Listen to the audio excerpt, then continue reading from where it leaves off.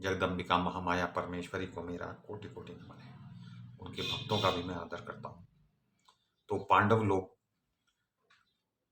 युद्ध के बाद हस्तिनापुर में रह रहे थे। कौरव मर चुके थे। धृतराष्ट्र, अंधे धृतराष्ट्र और उनकी पत्नी गांधारी वहां रह रहे थे। फिर उनके मन में ये आया कि धृतराष्ट्र के मन में कि मैं यहाँ से चलूं, तो वो चल दिए और साथ में कुंती भी चली गई।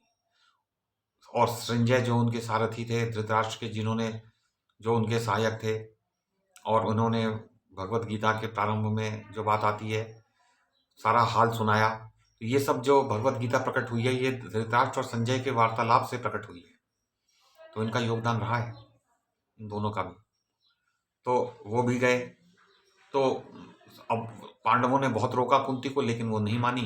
फिर गंगा जी के तट पर और शतयूपाश्रम एक जगह स्थान था, वहां पर उन्होंने आश्रम बनवाया। वहां पर सबकी झोपड़ियां बन गई, सब लोग कुटी बनाकर रहने लगे। और ये लोग रोते बिलखते पांडव चले आए और आकर रहने लगे। फिर 6 वर्ष के बाद उन्हें ये ध्यान आया कि भाई माता पिता से मिलने चला जाए। तो युधिष्ठिर युधिष्ठिर जो सबसे बड़े थे पांडवों में, उनको एक स्वप्न आया कि उनकी माता बहुत निर्बल हो गई हैं। तो उन्होंने अपने छोटे भाइयों से यह वचन कहा। क्या वचन कहा? कि मैंने स्वप्न में माता कुंती को देखा है, वे वन में हैं, उनका शरीर दुर्बल हो गया है। मेरे मन में आता है कि उन माताओं और पिताओं के दर्शन करने के लिए मैं वहां जाऊं। महात्मा विदुर और संजय से भी भेंट हो जाएगी। यदि तुम्हें यह बात जचती हो तो हम सभी वहां चलें।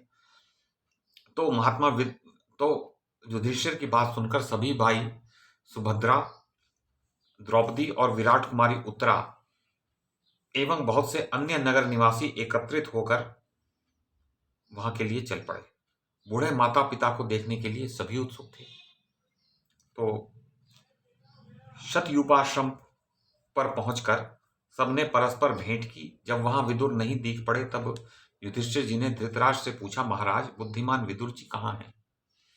तो धृतराष्ट्र ने उत्तर दिया, विदुर तो बड़े त्यागी पुरुष हैं, उनके मन में किसी बात की इच्छा नहीं रहती, पास में कुछ रखते भी नहीं, कहीं गंगा के तट पर बैठकर सनातन श्री हरि का ध्यान करते होंगे।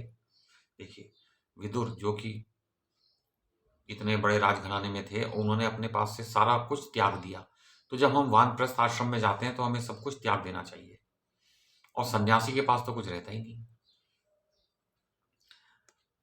दूसरे दिन महाराज युधिष्ठिर गंगा के किनारे घूम रहे थे। देखा विदुर जी एकांत वन में बैठकर तपस्या कर रहे हैं। उन्हें मिल गए विदुर जी। तो उन्हें देखकर उनका शरीर बिल्कुल क्षीण हो गया है। अब यहां नहीं लिखा, लेकिन महाभारत ग्रंथ में है कि वो पत्थर की गुटिका दबाकर बैठे चल रहते थे। तो पत्थर का गुटका जब मुंह में डालते हैं, छोटा पत्थर डालते हैं, कंकड़, तो उससे भूख प्यास मिट जाती है। और सलाइवेशन जो ये लार थूक निकलता है, तो उससे ये संतुष्टि रहती है, तो भूख प्यास कम लगती है। और व्यक्ति मौन भी रहता है जब मुंह में पत्थर का टुकड़ा डला हो। तो ये एक विधि है जो इसमें नहीं है यहाँ पर, लेकिन है महाभारत ग्रंथ में। विदुर जी के संबंध में ये बात लिखी हुई है। तो उन्हें देखकर राजा युधिष्ठिर ने कहा, मैं युधिष्ठिर आपके श्री चरणों में मस्तक झुका रहा हूं। वे सामने खड़े हो गए। आवाज विदुर जी के कानों में पड़ी, उन्होंने सुना। किंतु उस समय पुण्यात्मा विदुर जी मिट्टी के धूहे धूहे जैसे हो गए थे, कुछ बोले नहीं। उनकी मृत्यु हो गई। बस जहां युधिष्ठिर उनके पास पहुंचे, उनकी मृत्यु हो गई। अब उनके मुख से अद्भुत तेज निकलकर युधिष्ठिर के मुख में समा गया। तो दोनों ही धर्म के अंश हैं। क्योंकि वे दोनों धर्म के अंश हैं, इस कारण परस्पर एक ही तो थे, उनमें कोई अंतर नहीं था। शरीर भिन्न थे, लेकिन थे वो दोनों धर्म का रूप ही।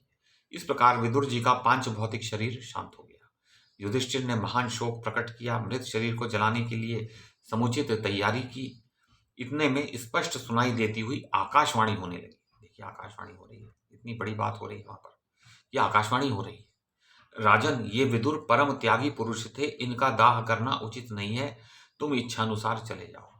तो जो जो लोग संत महात्मा जीवन मुक्त हो जाते हैं, उनको अग्नि के स्पर्श की आवश्यकता नहीं रह जाती मृत्यु उपरांत उनके शरीर को, क्योंकि वो तो मुक्त होकर चले गए। अब उनके पास पाप और पुण्य तो रहते नहीं है, तो पापों को जलाने की भी आवश्यकता नहीं, तो उनका दाह संस्कार नहीं किया जाता, उनको तो दबा दिया जाता है, या नदी में बहा दिया जाता है, या वैसे ही छोड़ दिया जाता है।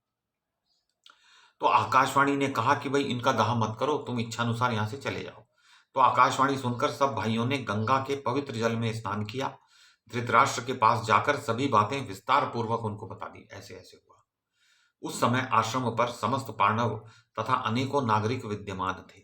सत्यवती नंदन व्यास, नारद एवं अन्य भी बहुत से महानुभाव मुनि युधिष्ठिर से मिलने के लिए आए थे। तो नारद मुनि आए, देखिए नारद ऋषि जो ब्रह्मा जी के मानस पुत्र हैं वो आए वहां पर, बहुत बड़ी बात मैं समझता हूँ।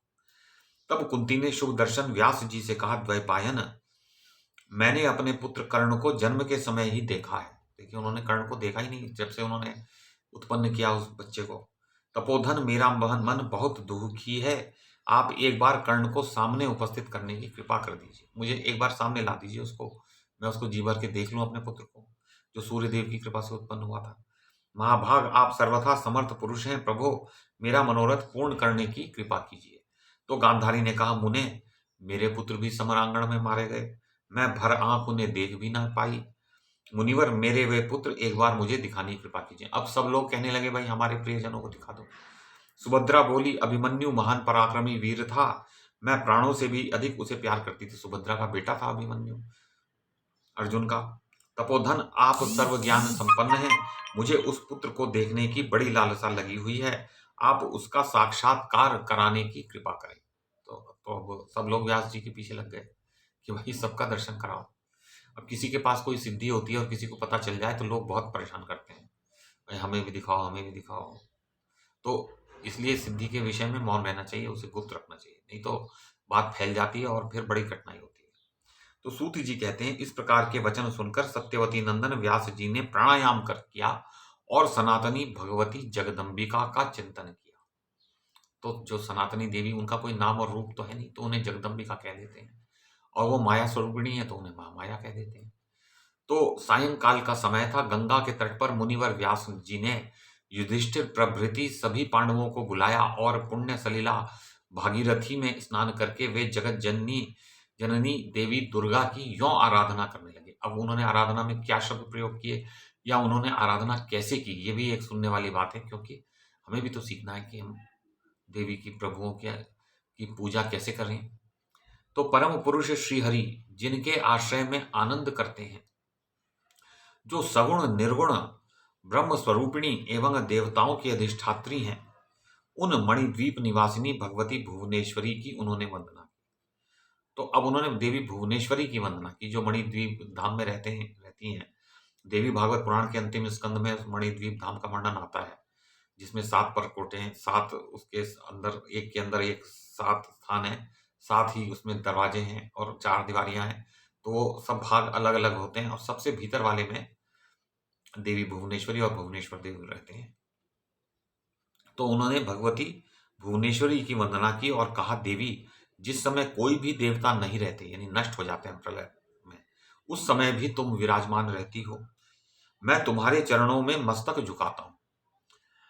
जल, वायु, पृथ्वी, आकाश, यानी ये पांचों तत्व और उनके जो गुण हैं, उनके शब्द, स्पर्श प्रभृति गुण, इंद्रियां, जो 10 इंद्रियां हैं, अहंकार, मन, बुद्धि तथा सूर्य एवं चंद्रमा के अभाव में भी सुशोभित रहने वाली भगवती जगदम्बिके, मैं तुम्हें प्रणाम करता हूं। तो ये जो सब 27 तत्व हैं, तो ये जो है तत्व हैं 27, और ये प्रकृति जन्य तत्व हैं, मायाकृत तत्व हैं, और ये ब्रह्म को ढके रहते हैं, और इसी से भिन्न भिन्न शरीरों की और पदार्थों की उत्पत्ति का निर्माण होता है, और वही एक ब्रह्म अनेक भागों में विभक्त होकर दिखने लगता है। ये संसार दिखने लगता है, इसमें तरह तरह की वस्तुएं हैं, बहुत से व्यक्ति हैं, बहुत सी योनियां हैं। तो ये सब इन्हीं 27 तत्वों के परम्यूटेशन कॉम्बिनेशन से होता है, उनके अलग अलग प्रकार के संयोग से ये सब होता प्रकट हो जाती है। तो जब ये सब नष्ट हो जाता है तब भी भगवती जगदम्बिका रहती है, तो वो शाश्वत देवी है, उनका नाश नहीं होता है प्रलय के साथ में, कहने का अर्थ ये है। तो साम्यावस्था जब प्रलय हो जाती है, तीनों गुण मिलके एक हो जाते हैं, सत्व रज तम, तो उसे साम्यावस्था बोलते हैं। तो साम्यावस्था में तुम जीव जगत को चिन्मय ब्रह्म में स्थापित करके पूरे कल्प तक समाधि मग्न हो जाती हो, क्योंकि ब्रह्मा जी का जो एक दिन होता है उसमें तो सृष्टि चलती है जैसे अब चल रही है, और जब प्रलय होती है तो उतने ही दिन का एक, जो ब्रह्मा जी की एक रात है 400 करोड़ वर्ष की, तो 400 करोड़ वर्ष का दिन और 400 करोड़ वर्ष तक की रात, तो उतने 400 करोड़ वर्ष तक के लिए हे देवी तुम समाधिमग्न हो जाती हो।